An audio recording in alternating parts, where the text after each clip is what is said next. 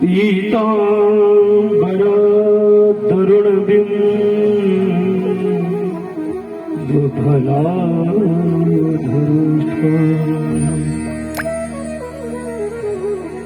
पूर्णेन्दु सुंदर मुखादरविंद नेत्रा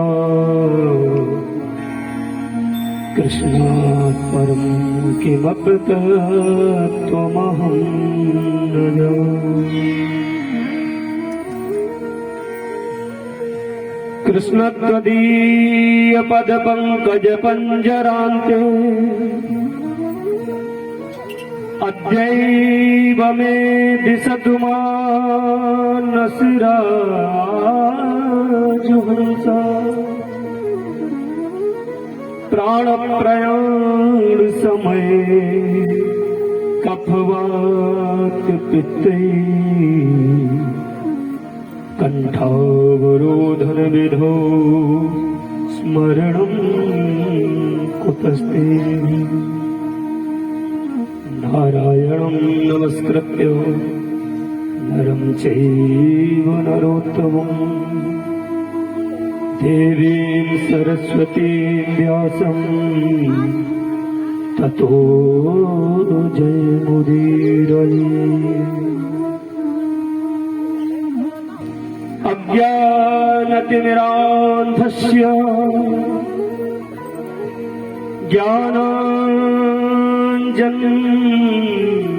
ज्ञानाञ्जनशलाकया चक्षुरुन्मीलितं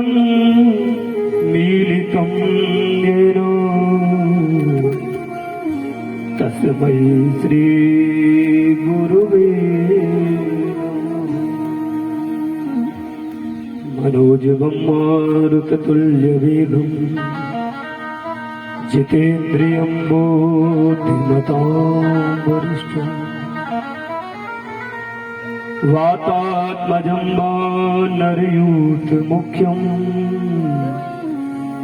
श्रीरामदूतं शरणं प्रपद्ये। श्रीरामदूतं शरणं प्रपद्ये। जय जय श्री राधारमण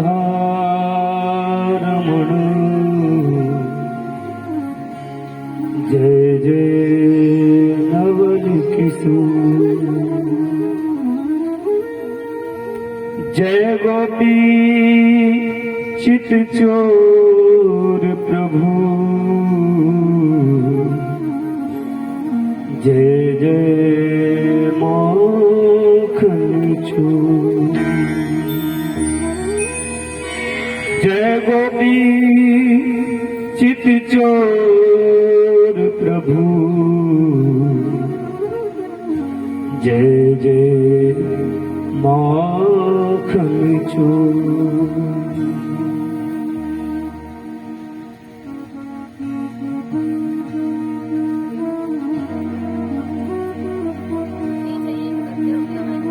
श्री राधे।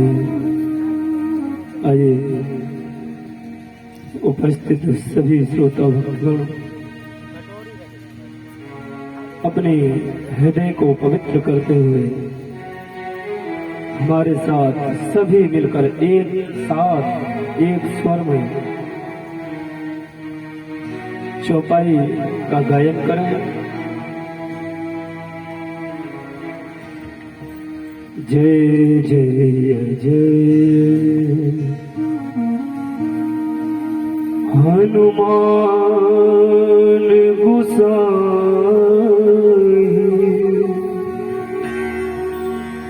कृपा करो गुरुदेव की नाई। जय जय जय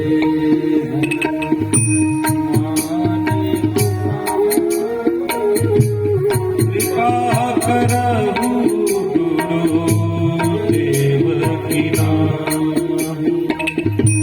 जय जय जय हनुमान गोसाई कृपा करो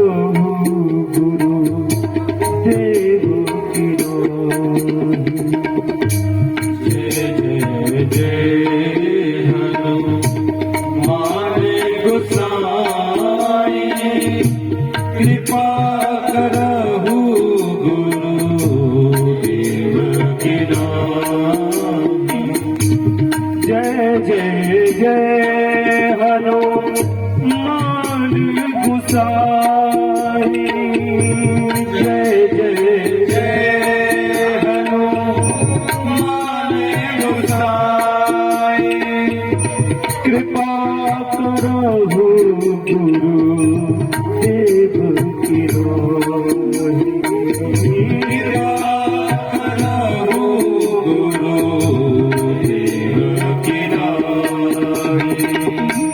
जय जय जय हनुमान गुसाई। कृपा करो गुरु देव की नाहि। जय जय जय हनुमान गुसाई। कृपा करो गुरु देव की नाहि। कृपा करो गुरु देव की नाहि।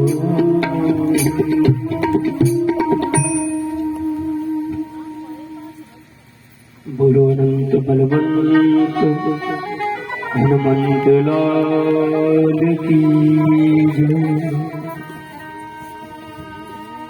भागवत भगवान की जय। व्यास जी महाराज की जय। कुंज बिहारी श्री हरिदास जी महाराज की जय। जय जय श्री राधे। जय जय श्री राधे। जय जय श्री राधे।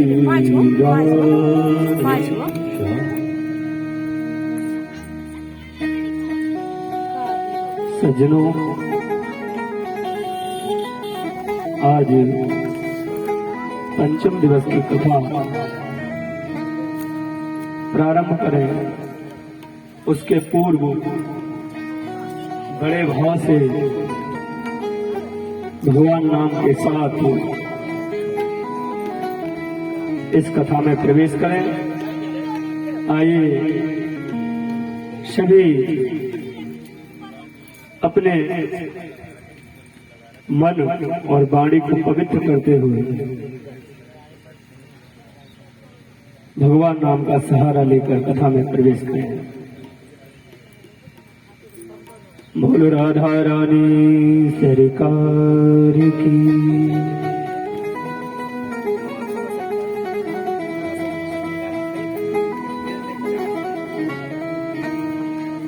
गोविंद चले आओ, गोपाल चले आओ। गोविंद चले आओ, गोपाल चले आओ। गोविंद चले आओ, गोपाल चले आओ।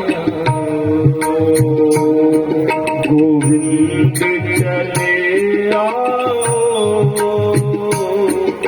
गोपाल चले आओ।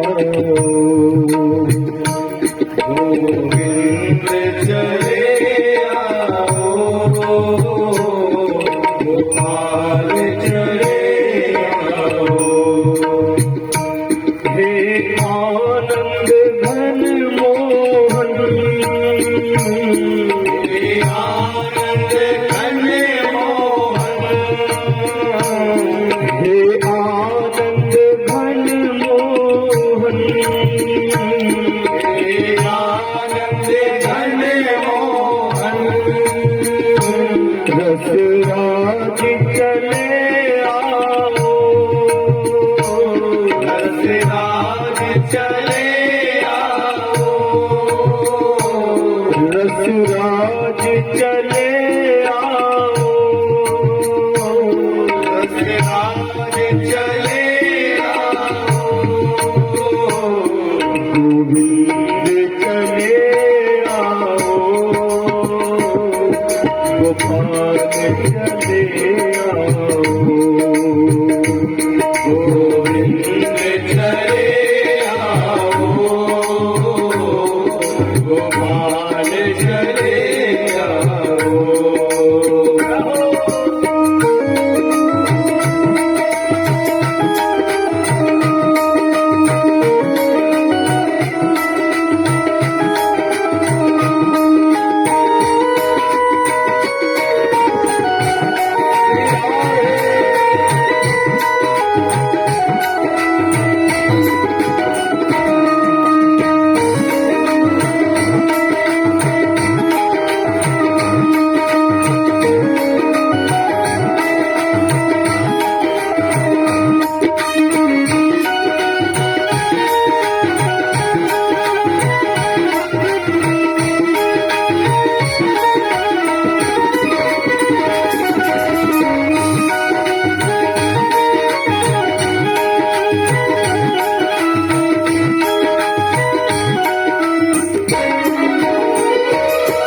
अखियों में बसे हो तुम,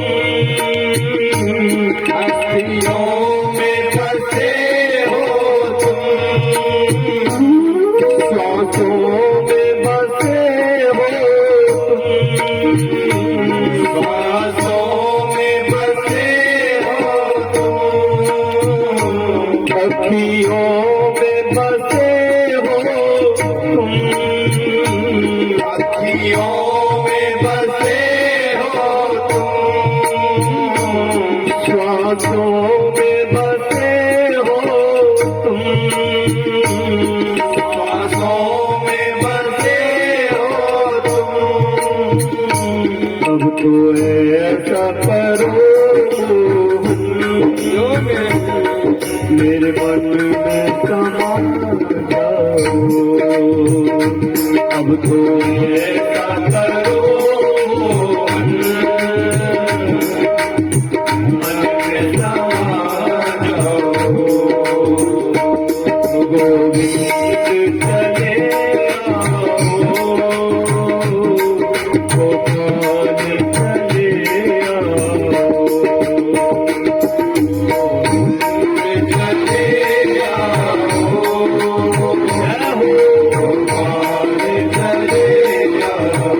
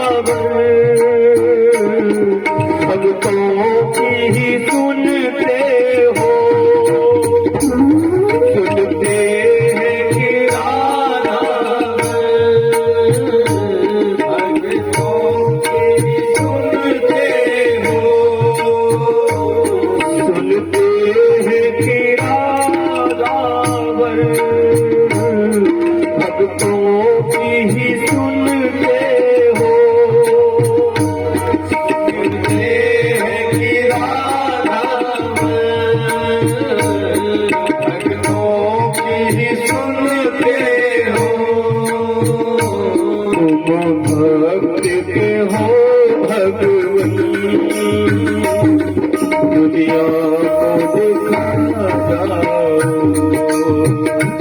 तुम भक्त के हो भगवान, दुनिया को दिखा जाओ, गोविंद चले आओ, गोपाल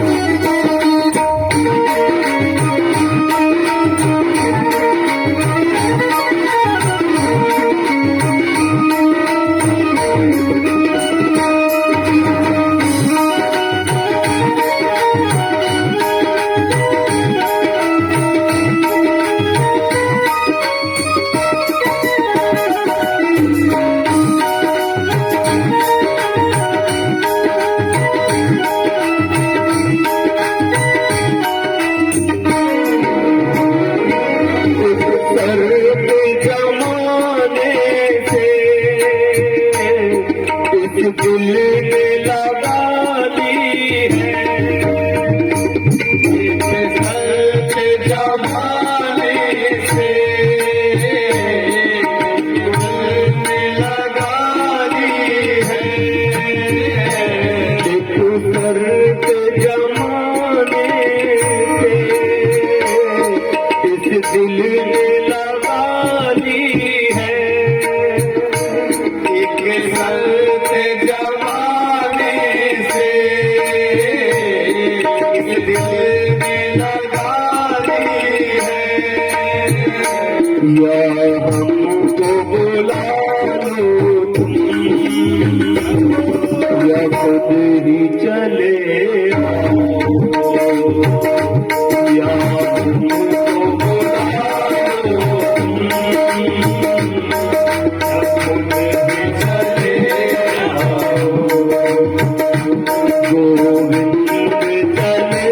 आओ,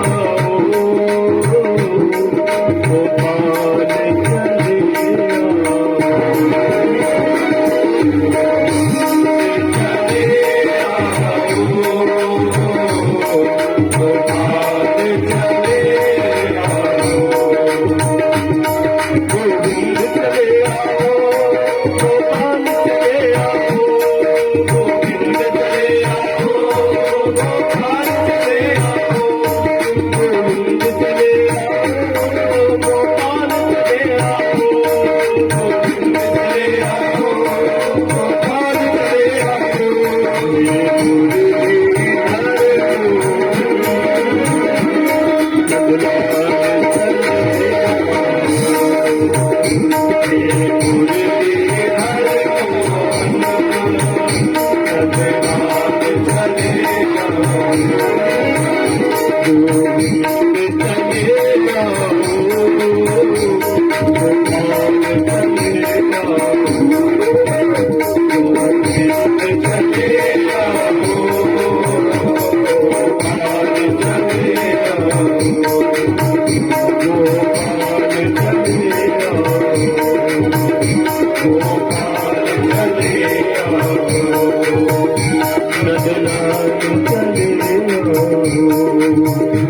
गोपाल चले द्वारकाधीश की जय, वाल कृष्ण लाल की जय, जय जय श्री राधे राधे राधे। अरुण करुणा राधे भक्तिवांछा कल्पतरु तड़ेदित विनिंदित पीताम्बर धारी वाल कृष्ण लाल की बांगमयी प्रतिमूर्ति श्रीमद् भागवत महापुराण श्री धाम वृंदावन से अकारण करुणा करने वाले परम आराध्य वाल कृष्ण लाल आप लोगों के बीच कृपा करने हेतु पधारे। श्री धाम वृंदावन से पधारे हुए सभी संगीताचार्य आचार्य ब्राह्मण के चरणों में सादर प्रणाम। सभी भाई बुजुर्ग कृपामयी मातृशक्ति नन्हे मुन्ने बच्चे सभी को स्नेह भरा राधे राधे। आज पंचम दिवस की बड़ी ही सुंदर इस कथा गंगा को पान करे हम लोग। कल आप लोगों ने बड़ा ही सुंदर भगवान के जन्म तक कथा सुनी, तत्पश्चात सुंदर नंदोत्सव मनाया, बड़ी ही सुंदर बधाइयों का आनंद लिया। कल नंद बाबा की तरह हमारे यजमान जी ने भी दिल खोलकर सभी को बड़ी ही सुंदर बधाई बांटी, बधाई लुटाई। सज्जनों, इधर जब वसुदेव जी कृष्ण को नंद बाबा के महल में यशोदा मैया के पास छोड़कर आते हैं, तो उधर से जगदम्बा भगवान की माया को लेकर ज्यों ही जेल में प्रवेश करते हैं, जेल के सारे दरवाजे पुनः बंद हो जाते हैं। वसुदेव देवकी के हाथों पैरों में वेणियां पुनः लग जाती हैं। सभी पहरेदार अचेतन अवस्था से जागृत अवस्था में आ जाते हैं। जब पहरेदारों को मालूम हुआ देवकी के यहाँ अष्टम गर्भ आ गया है, तो दौड़ कर जाकर कंस को खबर करते हैं। कंस मध्य रात्रि में ही दौड़ता हुआ जेल में पहुंचता है और उस कन्या को देवकी के हाथ से छीनकर जो ही पत्थर पर पटकना चाहता है, वो कन्या कंस के हाथ से छूटकर आकाश को चली जाती है। सज्जनों, आज कंस आश्चर्यचकित रह गया। आकाश में जाकर बड़ी ही सुंदर आकाशवाणी होती है कि मया हतया मंद जाता खलु तवांकृत यत्र क्वावा पूर्व शत्रुर्माहिंसी कृपणामृथ। अरे दोस्त, कंस हम जैसे निरपराध बालकों को मारकर तुझे क्या मिला? तुझे मारने वाला तो ब्रज में जन्म ले चुका है। अब तो कंस और घबरा गया। कंस कहता है, देवी कहाँ जन्म लिया है, क्या नाम है, दिखने में कैसा लगता है, कुछ तो बता जाओ। आज आकाशवाणी जब समाप्त हुई तो कंस को भय तो बहुत लगा, लेकिन दुष्ट है, आज दिखावा करता है। कहता है, देवता भी झूठ बोलते हैं, आज पहली बार मैंने समझा। देवताओं के कहने से हमने अपने बहनों को कारागार में बंद कर दिया। आज कल से वसुदेव देवकी के पास जाकर बहुत क्षमा प्रार्थना करता है और वसुदेव और देवकी को कारागार से मुक्त कर देता है। सज्जनों, इधर कंस ने अपनी आपातकालीन मीटिंग बुलाई। अब वो आपातकालीन मीटिंग करता है। जितने भी उसके मित्र, जितने भी सेवक राक्षस, सभी आज उसकी आपातकालीन मीटिंग में आते हैं। तब तक इधर नंद बाबा के यहाँ जो वसुदेव जी लाला को छोड़कर आए थे, वहां क्या हो रहा है, चल करके देखें। सज्जनों, आंखें बंद करके उस दिव्य छटा का दर्शन करो। आज गोकुल में मैया यशोदा लेटी हुई है। जब भाविन के कछु लाला लाली हैवे वाले हुए तो बुआ पहले ही आ जावे। आज नंदा और सुनंदा बुआ भी बाबा के यहाँ पहले ही आ गए हैं। मैया यशोदा कहती हैं, ननद जी जब हमारे लाला हो गए ना तो हमको जगा दियो, मैं सुना हमारे लाला है जावे और मेरी नींद ही ना खुले। आज मैया 85 वर्ष की है, पहली बार मैया के यहाँ लाला को जन्म होगा, मैया को मालूम ही ना है। तो नंदा हुआ कहती है, अरे भाभी जब तेरे लाला होगो तो तू खुद ही पूरे मोहल्ला को जगा देगी, तो को जगाने की जरूरत क्या पड़ेगी। आज मैया यशोदा बहुत घनघोर निद्रा में सो रही है। रात्रि में कब क्या हुआ गोकुल में किसी को मालूम ही नहीं है। प्रातः जब सुनंदा बुआ जगी, देखा आज मैया के बगल में एक श्याम वर्ण का बड़ा ही सुंदर पुत्र लेटा है। मैया के बगल में श्याम वर्ण के पुत्र को देखकर, लाला को देख के आज तो सुनंदा बुआ उछल पड़ी, मारे खुशी के ठिकाना न रहा। क्यों?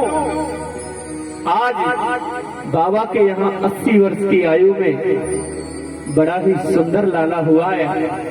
दौड़ कर जाती है और यहाँ नंद बाबा जो है ना सज्जनों, गौशाला में बैठे बैठे भजन कर रहे हैं। और भजन क्या कर रहे हैं? अभी तो भयो ना आगे पतो ना है। नंद बाबा कहते हैं अभी तक तो कुछ हुआ नहीं, आगे पतो नहीं जाने क्या होगा कि ना होगा। इतने में सुनंदा बुआ दौड़ कर जाती है, कहती है भैया भैया 9 लखा हार लूंगी। नंद बाबा कहते अरे सुना तो क्या हुआ। आज बाबा नंद ने अपनी बहन सुनंदा को कीमती हार बधाई के रूप में दिया।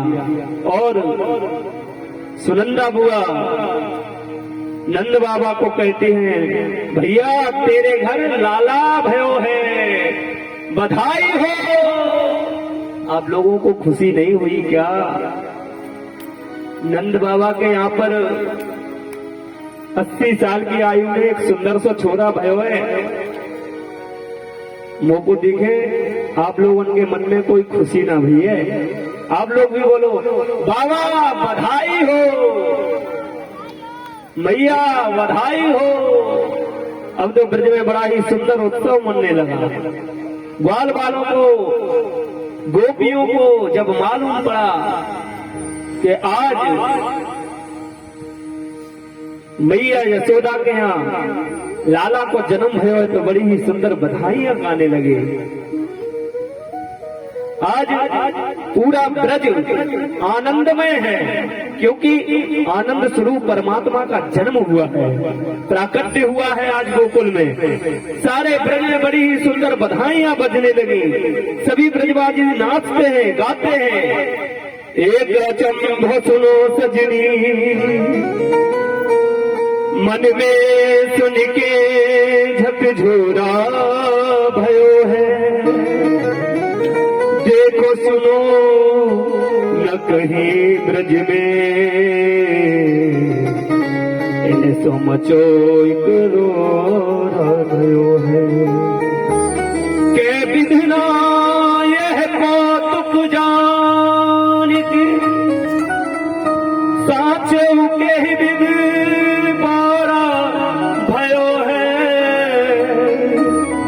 रात कुछोरी भई सजनी। अब भोर की छोरी दे छोरा भयो है। अब भोर ही छोरी दे छोरा भयो है। बड़ी ही सुंदर आज बधाइयां बज रही हैं। आप लोग भी एक बधाई का आनंद लें। लाला जन्म सुनी आई यशोदा मैया, दे दो बधाई। लाला जन्म सुनी आई यशोदा मैया, दे दो बधाई। लाला जन्म सुनी आई यशोदा मैया, दे दो बधाई। कान्हा जन्म सुनी आई यशोदा मैया, दे दो बधाई। कान्हा जन्म सुनी आई यशोदा मैया, दे दे दो बधाई मैया दे दो बधाई, दे दो बधाई मैया दे दो बधाई, दे दो बधाई मैया दे दो बधाई, दे दो बधाई मैया दे दो बधाई।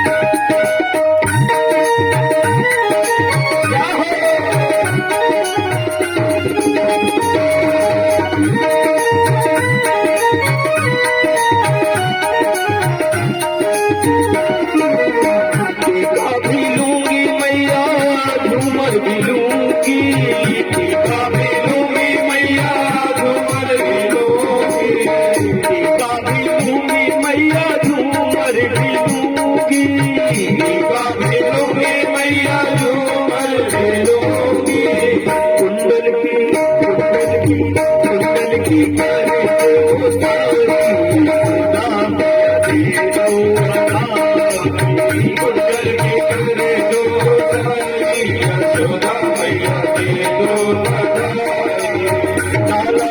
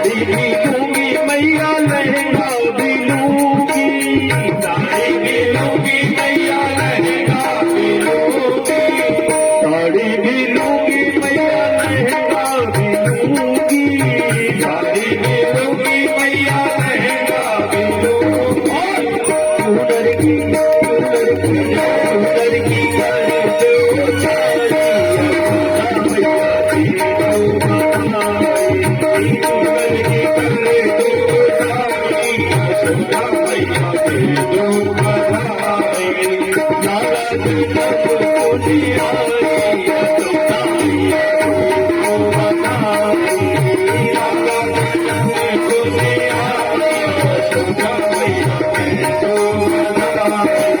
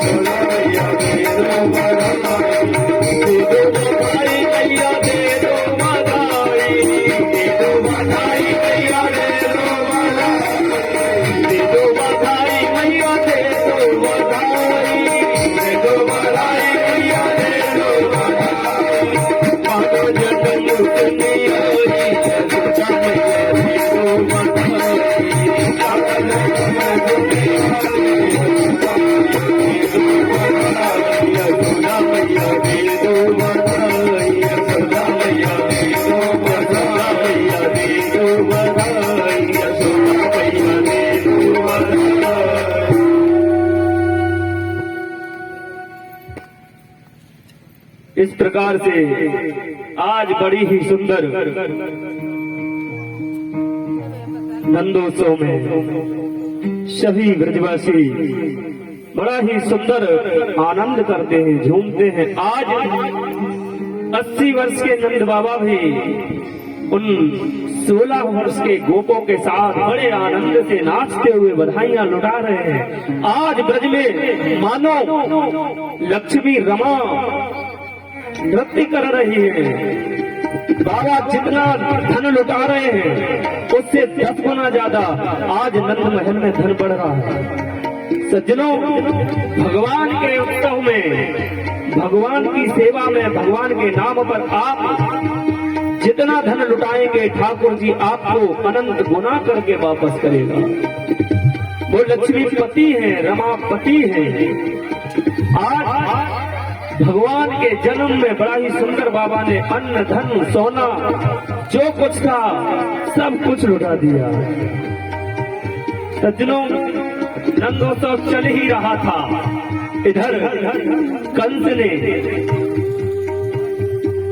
सभी दैत्यों को आदेश दिया, ब्रज 84 कोस में जितने भी नवजात शिशु हैं 1 महीने के अंदर जो भी जन्म ले चुके हैं सभी को मार दिया है। लेकिन नवजात शिशुओं के पास तो कोई जा नहीं सकता है, कौन मारे? आज कंस की बहन है मुंह बोली, वो आई और कहती है भैया चिंता मत करो, मैं जाकर के आपके शत्रु को जरूर मारूंगा।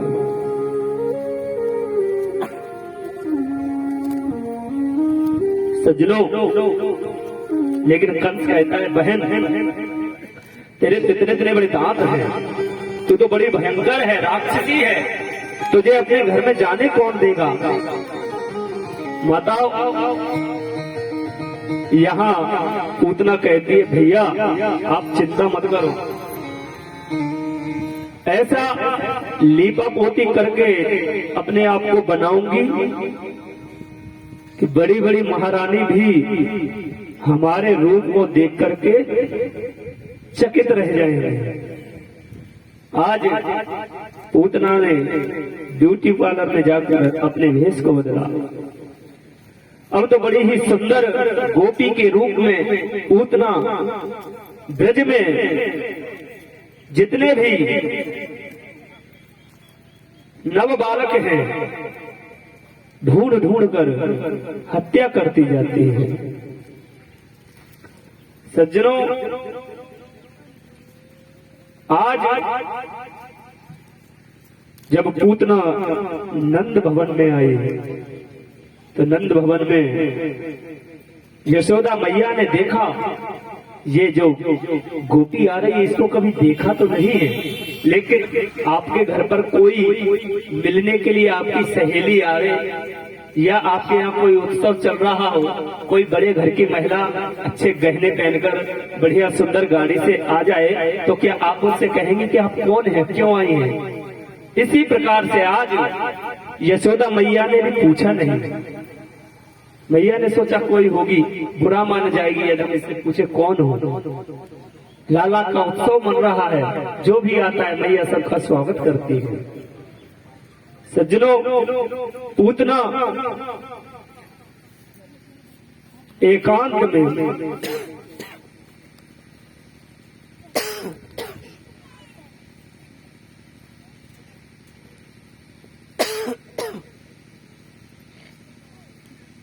आज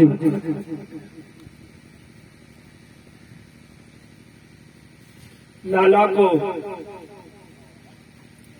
पालना में लेटा हुआ देखती है तो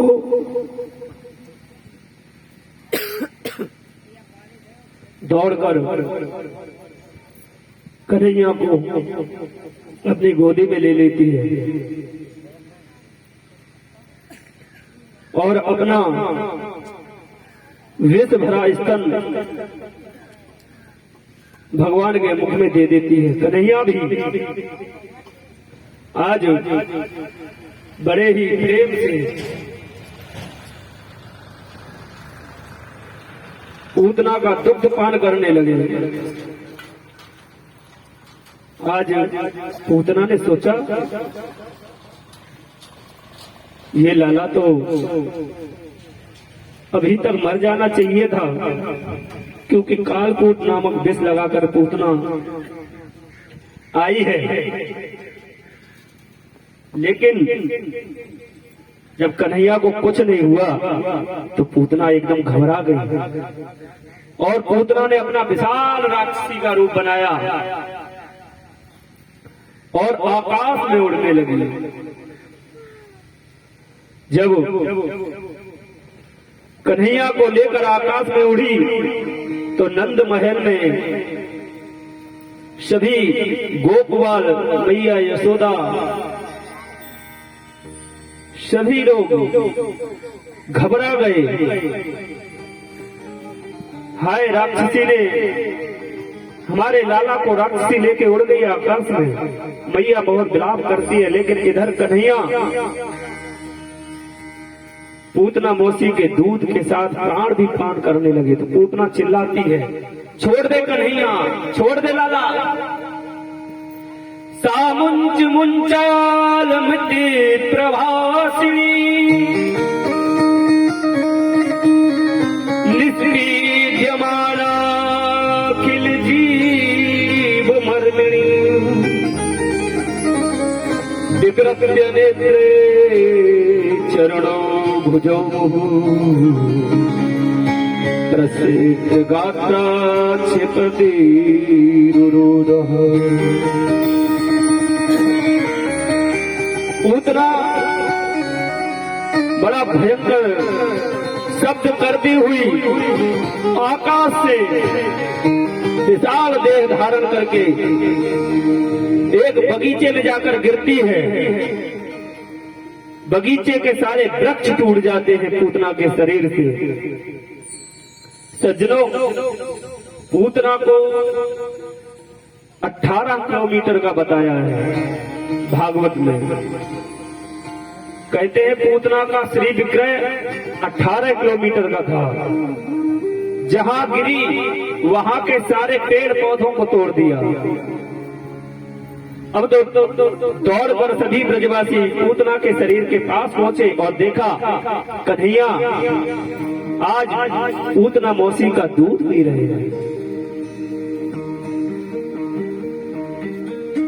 पूतना मौसी का दूध पीते हुए देखकर मैया यशोदा सभी ब्रजवासी बड़े प्रसन्न हुए और दौड़ कर जाकर पूतना के शरीर पर सीढ़ी लगाकर ब्रजवासी चढ़े और आज कन्हैया को लाकर मैया की गोद में दे दिया। सज्जनों, इधर जब मैया की गोद में कन्हैया को दे दिया तो मैया ने आज कन्हैया को ले जाकर गौशाला में लाला की नजर उतारी, क्योंकि लाला को राक्षसी उठाकर ले गई है तो लाला अपवित्र हो गए हैं। तो आज मैया ने गौ माता की पूंछ से लाला को झाड़ा लगाया, गौ माता के गोबर से लाला को स्नान कराया, गौमूत्र से लाला का स्नान कराया। अनेकों प्रकार से आज मैया लाला की नजर उतारती है। इधर नंद बाबा आज सभी ब्रजवासी पूतना के अंतिम संस्कार की तैयारी करते हैं। आज पूतना का जब अंतिम संस्कार हुआ तो पूतना के श्री विग्रह से बड़ी ही सुंदर सुगंध फैली। तो यहाँ परीक्षित जी पूछ रहे हैं सुखदेव से, भगवान वो तो एक राक्षसी थी, उसका कार्य भी ठीक नहीं था। पूतना एक विकराल राक्षसी थी और बच्चों की हत्या करती थी, उसका कार्य भी ठीक नहीं था। लेकिन जब उसका अंतिम संस्कार हुआ तो उसके शरीर से सुगंधी क्यों निकली? सज्जनों, बहुत ही समझने की बात है। भगवान ने जिसका स्तनपान किया हो, क्या उसका कोई पाप बाकी रह सकता है? भले ही वो राक्षसी थी, उसका कार्य भी निंदित था, लेकिन आज भगवान ने पूतना को वही गति प्रदान की जो मैया यशोदा को गति प्रदान की। क्यों? आज भगवान ने पूतना का दुग्ध पान किया। राजा परीक्षित पूछते हैं सुखदेव स्वामी से, ये पूतना कौन थी? किस पुण्य के प्रभाव से इसको भगवान की प्राप्ति हुई? भगवान ने इसके स्तनों का पान किया। तो सज्जनों, आज सुखदेव जी कहते हैं राजा बलि की पुत्री रत्नमाला थी। जब वामन भगवान का अवतार हुआ उस समय जब भगवान वामन राजा बलि के द्वार पर भिक्षा मांगने के लिए आए तो छोटे से 52 अंगुल के भगवान को देखकर रत्नमाला के मन में भी भाव आया कि ऐसा पुत्र हमारा होता तो मैं अपना दुग्ध पान कराती। भगवान सभी के भाव को जानते, किसके मन में क्या है। भगवान ने मन में ही आशीर्वाद दिया, वरदान दिया, जाओ मैं तुम्हारा पुत्र बन के आऊंगा, दूध पीऊंगा।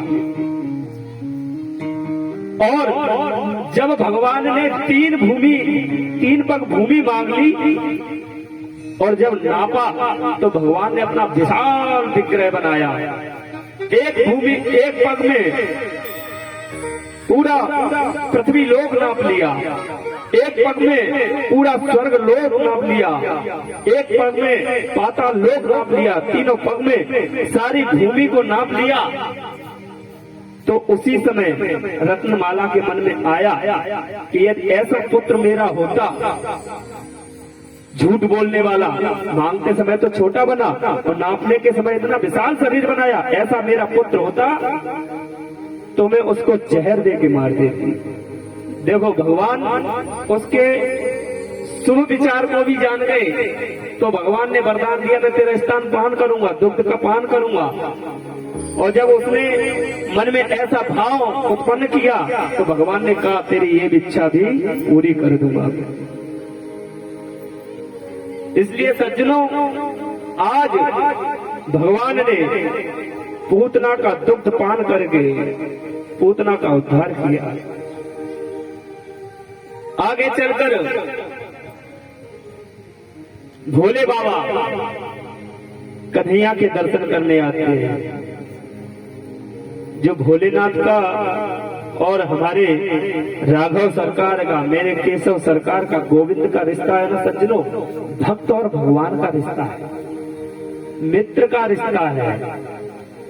और एक दृष्टि में ब्रह्मा विष्णु महेश तीनों एक बराबर के देवता हैं, कोई इसमें छोटा बड़े नहीं है, सभी एक बराबर के देवता हैं। लेकिन भोलेनाथ गोविंद को अपना सखा, अपना इष्ट मानते हैं। आज भोलेनाथ बड़ा ही सुंदर मैया यशोदा के भवन में दर्शन करने आते हैं लाला के, लेकिन भोलेनाथ के स्वरूप को देख के मैया तो डर गई। मैया ने द्वार पर देखा भोलेनाथ के विकराल स्वरूप को तो मैया डर गई और मैया कहती है तेरे को अपने लाला के दर्शन ना कराऊंगी। भोलेनाथ ने बहुत कहा मैया तू हमारे जेवरात को, हमारे आभूषणों को देखकर डर मत। भोलेनाथ के आभूषण क्या हैं? कानों में बिच्छू के कुंडल पहन रखे हैं, गले में एक सुंदर हार के रूप में शेषनाग लटका रखा है। भगवान के स्वरूप को देखकर मैया डर गई, लेकिन अंदर कन्हैया को भी आज अच्छा नहीं लग रहा है। क्यों? द्वार पर भक्त खड़ा है और मैया दर्शन नहीं करने दे रही। तो अंदर भगवान ने लीला कर दी, कन्हैया बड़े जोर से रोने लगे। मैया चुप कराती है, सब दास दासियां लाला को चुप कराने का जतन करती हैं, लेकिन लाला चुप ही नहीं होते। मैया ने कहा जाने क्या कर दिया ये जोगी आया, इस बाबा ने मुझे लगता है मेरे लाला पर टोना कर दिया है कुछ, मेरा लाला चुप ही नहीं होता है। अब तो बहुत लाला जब रोने लगे तो मैया ने कहा सखियों से, गोपियों से, गोपी जाकर देख के आओ बाबा गया क्या है। गोपी दौड़ी दौड़ी बाहर आती है द्वार पर, देखती है भोलेनाथ वहीं समाधि लगाए बैठे। आज भोलेनाथ को अंदर महल में लेकर जाती है। कन्हैया ने लाला के दर्शन किए तो लाला के चरणों को लेकर अपने मस्तक पर रगड़ने लगे, अपने मस्तक पर यूं लगाते हैं और लाला के चरणों को अपने मस्तक पर रगड़ते हैं। सज्जनों, इसका एक भाव बड़ा ही सुंदर संतों का। भोलेनाथ कन्हैया के चरणों को अपने मस्तक पर क्यों लगाते हैं? उसका कारण है भोलेनाथ के मस्तक पर चंद्रमा विराजता है। चंद्रमा का स्वभाव है शीतलता प्रदान करना, चंद्रमा ठंडा होता है, ठंडक प्रदान करता है। भोलेनाथ जानते हैं आगे चलकर कन्हैया को कालिया नाग पर नृत्य करना है, कालिया नाग के विष से हमारे गोपाल को हानि ना पहुंचे, इसलिए आज अपने मस्तक पर चंद्रमा से भगवान के पैरों को लगा करके अमृत भगवान के पैरों में लगाते हैं, क्योंकि चंद्रमा में अमृत का वास है। सज्जनों, बड़ा ही सुंदर यह भक्त और भगवान का मिलन होता है। आज भोलेनाथ बड़े प्रसन्न, भोलेनाथ गोविंद का दर्शन करके कैलाश पर्वत पहुंचे। आगे चलकर बड़ी ही सुंदर कथा आज सुखदेव स्वामी सुनाते हैं। कन्हैया और बलराम अब थोड़ा बड़े हो गए। इधर एक दिन वसुदेव जी मथुरा में भ्रमण करते हुए गर्गाचार्य जी से मिले। जो यादवों के पुरोहित हैं, कुल पुरोहित, वो गर्गाचार्य जी हैं। विष्णु वंशियों के कुल पुरोहित गर्गाचार्य जी हैं। आज वसुदेव जी गर्गाचार्य जी से प्रार्थना करते हैं कि हमारे लालाओं के जाकर आप नामकरण कराएं। आज गोकुल में गर्गाचार्य जी आए। सज्जनों, गर्गाचार्य जी को देखकर नंद बाबा ने प्रणाम किया और कहा कि आपका आगमन किस कारण से हुआ है ब्रज में, बताने की कृपा करें महात्मन। तो गर्गाचार्य जी कहते हैं हम तो ब्राह्मण हैं, ब्राह्मणों का क्या काम है, कथा सुन लो, किसी का नामकरण कराना हो तो नामकरण करा देते हैं, अनेकों पूजा पाठ करने के लिए ही तो ब्राह्मण विचरण करते हैं। आज नंद बाबा को स्मरण हुआ, अरे हमारे बालक इतने बड़े हो गए, हमने अभी नामकरण तो कराया ही नहीं। आज बाबा बड़े प्रसन्न हुए और कहते हैं गर्गाचार्य जी से हमारे बच्चों के भी नामकरण करें। यदूना महामाचार्य ख्यातच भुवि सर्वता श्रुतं मया संस्कृतं ते मन्यते देवकी सुतम। गर्गाचार्य जी कहते हैं मैं तो यदुवंशियों का आचार्य हूँ, आपके लालाओं का जन्म नामकरण करूंगा तो कहीं कंस को खबर हो जाए, मालूम पड़ जाए गर्गाचार्य जी ने नामकरण क्यों किए, तो आपके बच्चों को कष्ट ना हो और आपका कोई भी उत्सव शांति से तो आप मनाते नहीं हैं। आपके बच्चों का नामकरण तो मैं करूंगा, लेकिन शर्त यह है कि आप गौशाला में बिना किसी उत्सव किए अपने बच्चों का नामकरण कराएंगे तो हम आपके बच्चों का नामकरण कर देंगे। आज मैया यशोदा रोहिणी दोनों अपने बच्चों को कृष्ण बलराम को लेकर गौशाला में आए। बड़ा ही सुंदर गौ के गोबर का चौका लगाया गया, पूजन इत्यादि हुआ। अब बड़े ही भाव से गर्गाचार्य जी नामकरण करने जा रहे हैं। सज्जनों, उस झांकी को बड़ा ध्यान से देखें, भाव से उस झांकी का दर्शन करें। आगे दोनों माताएं साक्षात जगदीश्वर को अपने गोद में लेकर बैठी। गर्गाचार्य जी आसन पर बैठ करके ध्यान लगा करके भगवान के नाम को रखने वाले हैं। क्या नाम होगा? तभी जो माताएं होती ना, इनके दिमाग में बड़ा संशय रहता है। कभी कभी माताएं सोचती है देखे पंडित जी कुछ जानते भी है कि वैसे ही आ गए पूजा कराने। तो माताओं के यहाँ जब हम कथा करने पूजन करने जाते हैं तो माताएं कभी कभी हमारी परीक्षा ले लेती है।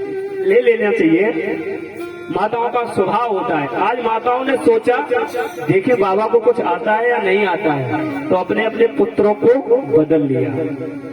यशोदा जी ने अपनी गोद में बलराम को ले लिया और रुक्मिणी ने अपनी गोद में कन्हैया को ले लिया। इधर गर्गाचार्य जी ने ध्यान लगाया और दिव्य दृष्टि से देखा मैयाओं ने क्या लीला कर दी। बाबा मुस्कुराए और कहते हैं मैया अयम ही रोहिणी पुत्र रमयन सुहृद गुणै आख्यास्ते रामेति बलाधिक्या बलम विदु। जो यशोदा की गोदी में है ये रोहिणी का पुत्र है और इसके गुणों का क्या बखान करूं। ये बहुत बलवान होगा, बल अधिक होने के कारण इसका एक नाम बलराम होगा।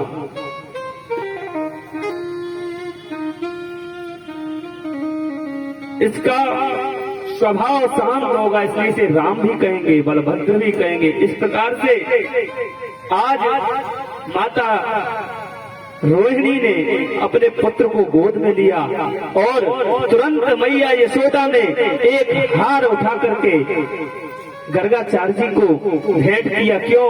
क्योंकि आज मैया समझ गई बाबा खड़िया बंडल नहीं है, बाबा बहुत बड़े विद्वान हैं। बाबा को कैसे मालूम पड़ा कि हमारी गोद में है जो वो रोहिणी का पुत्र है। आज मैया ने बाबा को बड़ा ही सुंदर दक्षिणा दी। अब कन्हैया का नामकरण होता है।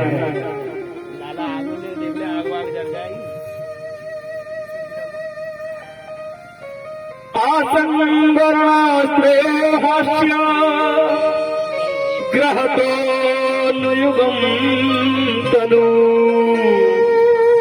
शुक्लो रक्तस्तथा पीत इदानीं कृष्णतां। बाबा कहते हैं इनका पहले शुक्ल वर्ण था, फिर रक्त वर्ण हुआ, फिर पीत वर्ण के हुए और अभी अभी श्याम वर्ण होने के कारण इनका नाम कृष्ण होगा। आज कन्हैया का बड़ा ही सुंदर गर्गाचार्य जी ने नामकरण कर दिया कृष्ण। अब तो मैया कहती है बाबा कहा नाम बतायो लाला को। बाबा ने कहा कृष्ण। मैया कहते मैया बूढ़ी है और कृष्ण नाम जो है ना वो इतना टेढ़ा है, कभी आप लोग भी अभी लेके देखे, कृष्ण कहने में बहुत जीव लटपटा जाती है। जो का के नीचे वो बंसी है ना क्री, वो बंसी इतनी प्रभावशाली है कि अच्छे अच्छे योगियों के मन को फंसा देती है। संतों ने कहा में जो रा है आधा, उस कृष्ण को बंसी कहा है। बंसी जानते हैं क्या है? जो मछली पकड़ने का यंत्र होता है बहेलिया के पास, उसे बंसी कहते हैं।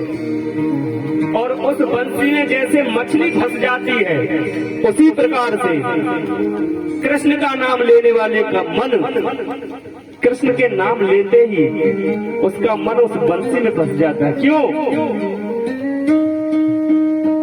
बड़ा ही सुंदर भाव।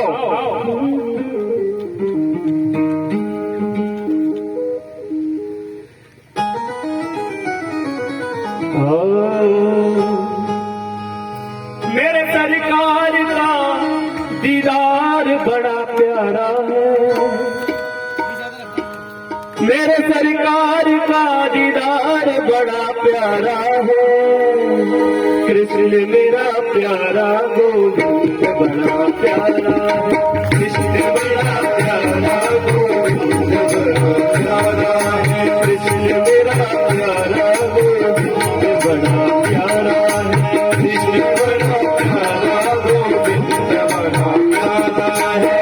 मेरे सरकार का दीदार बड़ा प्यारा है, मेरे सरकार का दीदार बड़ा प्यारा है, कृष्ण बड़ा प्यारा गोविंद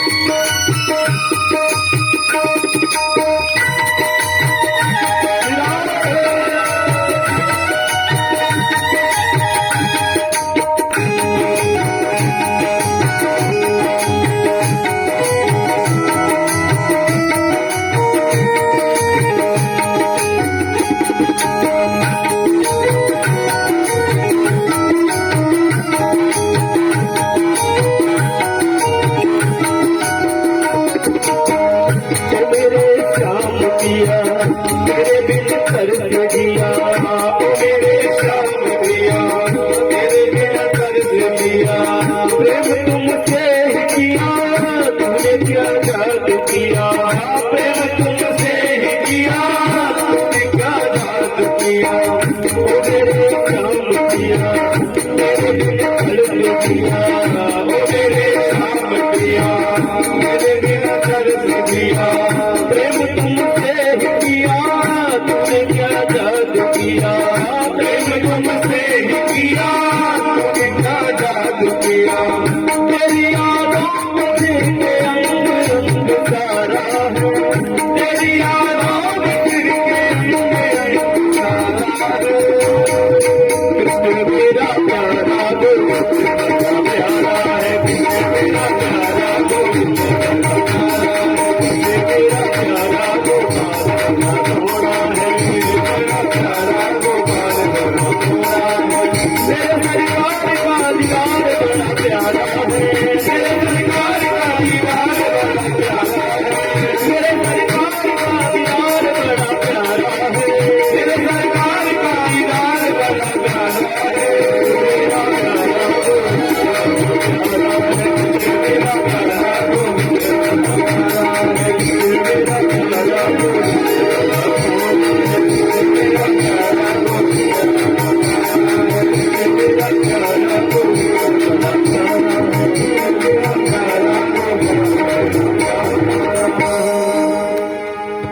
बोलो बाल कृष्ण लाल की जय। आज बड़ा ही सुंदर गर्गाचार्य जी ने भगवान का नामकरण संस्कार किया।